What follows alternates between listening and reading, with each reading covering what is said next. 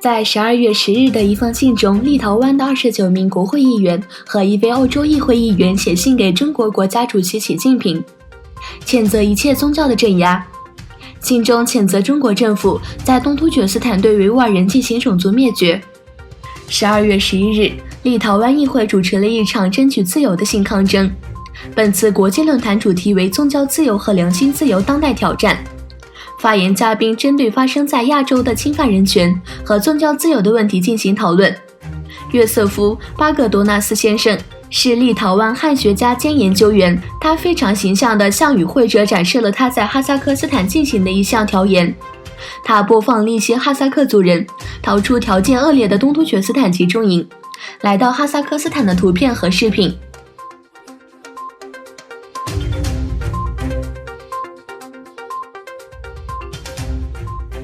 人权组织在中国驻伊斯坦布尔总领事馆前举行了示威活动，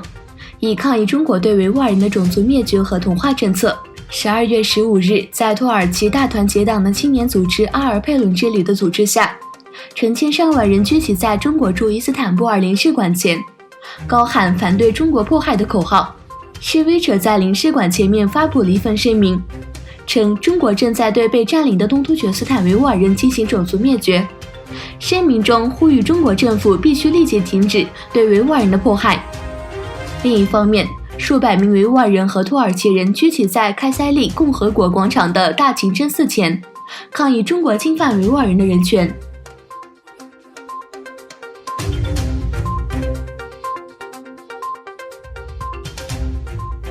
虽然英超阿森纳足球俱乐部在第一时间就与德国前国脚厄齐尔在社交媒体上发表的有关支持维吾尔穆斯林的言论做出切割，但是央视依旧取消了原定于本周末直播的阿森纳投曼城的比赛。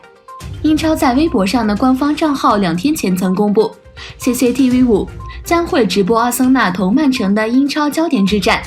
次日，德国前国脚厄齐尔在社交媒体上用土耳其语写了一首诗，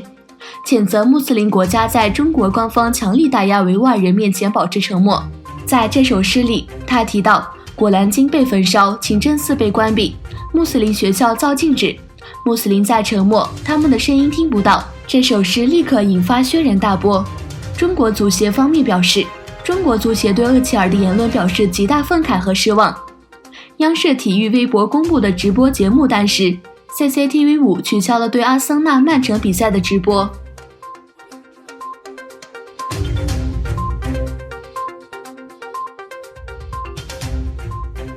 美国政府今年9月驱逐了2位中国领事馆的外交官，原因是他们驾车闯入了位于美国弗吉尼亚州的军事基地。美中两国都没有对外宣布在今年9月份发生的这起事件。当时，这2名外交官和他们的妻子驾车前往该军事基地，避开了军方官员的追踪，只是因为救火车的阻挡而没有能在基地更进一步。美国官员认为，其中至少有1名中国外交官实际上是间谍。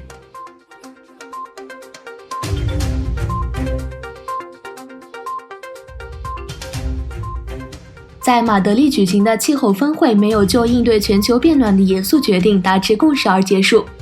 联合国秘书长古特雷斯表示，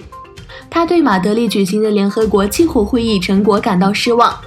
他认为，国际社会错失应对全球暖化危机的机会。马拉松式的联合国第25次缔约方会议落幕，几乎找不到可称颂的地方。来自近200个国家的谈判代表延后到明年再做出有关全球碳市场议题的重要决定。